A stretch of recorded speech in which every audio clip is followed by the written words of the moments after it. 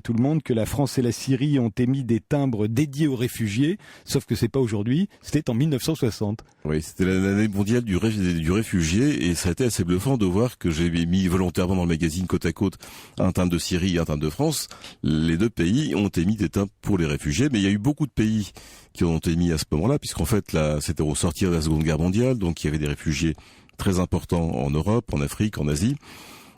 Et donc pas mal de pays ont répondu à l'appel des Nations Unies, avec deux grandes exceptions quand même, qui étaient l'URSS et la Chine. Il faut dire qu'il y avait pas mal de gens qui quittaient l'un et l'autre, justement, et qui faisaient partie des réfugiés. Absolument, absolument. À propos de la Syrie et de la France, vous montrez des timbres assez étonnants. On se souvient que après la Première Guerre mondiale, la France a eu un mandat sur la Syrie. Elle a été très bien accueillie d'ailleurs là-bas. La Syrie jusque-là faisait partie de l'Empire ottoman, et nos timbres ont donc eu cours en Syrie, les timbres français.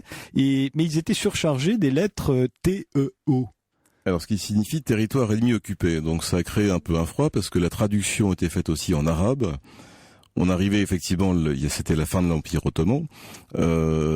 Effectivement, on occupait un peu la Syrie, mais en aucun cas c'était un territoire ennemi. Et c'est l'unique fois que la France a émis un timbre avec cette surcharge. Territoire ennemi occupé. Donc, mais qu'est-ce qui nous a pris pour qu'on a fait ça? On le sait, il y a une explication. J'ai pas mal cherché dans pas mal d'archives, j'ai pas vraiment trouvé occupé. Bon, ça c'est clair qu'on voulait aussi se marquer par rapport aux Anglais.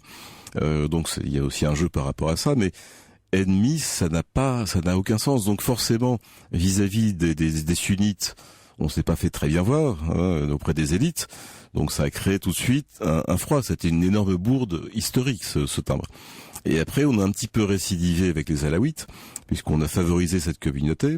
Et là, les timbres le rappellent très bien. Donc il y a les timbres de France qui sont surchargés Alaouites. Surchargé, ça veut dire quand on imprime quelque chose on au-dessus. imprime quelque chose en plus de dessus. Et donc cette surcharge qui apparaît en 1924, là, on détache de la fédération syrienne les Alaouites et on les installe avec des avantages au niveau des impôts, des subventions, etc. Et on va servir petit à petit de cette minorité pour mater des rébellions sunnites. On va les installer dans l'armée et finalement les timbres rappellent un petit peu les relations assez curieuses qu'il y a eu entre la France et la Syrie. On sait que Bachar el-Assad c'est un alaouite, etc., etc. Donc oui, il y a eu vraiment au siècle passé, bien sûr, des relations qui étaient extrêmement fortes. Et lorsque la France a arrêté son mandat, où il était question de l'arrêter, des gens ont écrit au gouvernement des Alaouites en disant surtout de nous quitter pas parce qu'on va se faire massacrer. Donc il y a eu des relations très très particulières entre la France et la Syrie.